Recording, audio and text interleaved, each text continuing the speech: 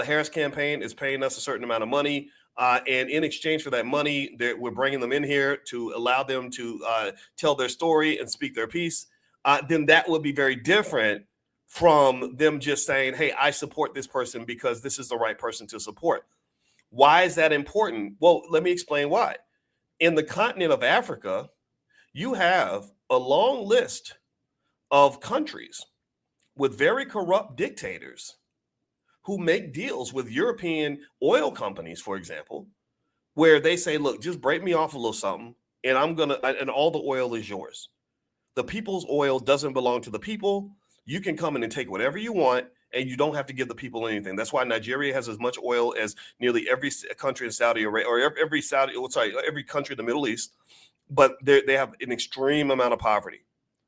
That's what happens because you pay off the elites and you leave everybody else under the carpet. So this is what unfortunately occurs in the Black community, in my opinion.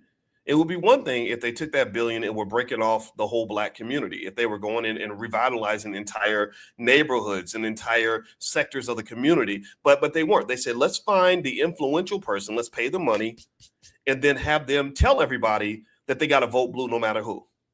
Because I heard a whole lot of people telling me who to vote for, but I didn't have them telling me a lot of reasons why, other than Donald Trump is a terrible person.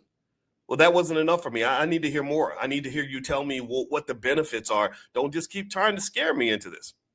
And so these scare tactics, that's the standard playbook. Now you know the play. They've revealed the playbook, the Al Sharpton playbook. And Al Sharpton should be especially ashamed of himself. MSNBC should be ashamed of himself because Sharpton, he gets bought out for a bucket of chicken.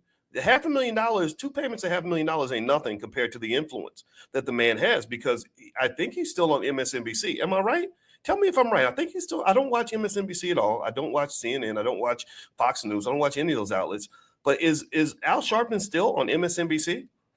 So I want you to, if that's the case, then I think we got to ask ourselves, like, well, why is it that that you have this scenario where a person that hosts a show on a network that is claiming to be a legitimate journalistic outlet is taking payments from one of the candidates? Does that not concern you? Chris Wallace or somebody, I don't know, the real journalist. What's the other guy? Lester Holt. If Lester Holt got $500,000 from the Harris campaign, would that not concern you? So I will say that that's the issue. The issue is not people getting money. Roland's right. They should, if they want to advertise on Black media outlets, they should pay them money. They don't pay them enough. They give them pennies, on the dollar. All that's fine. But the problem was that it was not presented as, look, this is a paid endorsement. And what I would say to those of you who are listening before I go is that you got to understand, I spend time around a lot of elite people. I told you all how D.L. Hughley got on the phone with me, cussed me out, threatened to fight me, threatened to do all kinds of stuff. Like, I'm going to really hurt you. Like, I was really very surprised by his behavior. Got on the phone, did all this stuff. And I was sitting there thinking, I know they're breaking you off. And then I see him on stage at the DNC. I'm like, okay, I get it now. You're getting the hookup. Because here's the thing. Other thing you got to understand is that most compensation does not appear in the form of money. Most compensation is not going to be, hey, here, let me write you a check.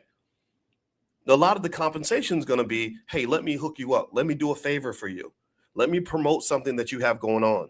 Let me help you with that criminal case you're dealing. Let me help you fix that tax issue that you got going on. See, that's a lot of what happens also behind the scenes. That's the part they didn't document. Because a lot of times you have to ask yourself, what would make a busy celebrity who's got a million things to do fly all the way to a location and do a whole presentation and a whole performance to get somebody elected? What makes them do that? And sure, maybe they just love the candidate so much that they just have to do it. And I get all that. But why not just endorse them on Twitter? Why not just get on Twitter and say, I'd like to announce that I'm endorsing Trump or Harris or whatever? Why not just do that?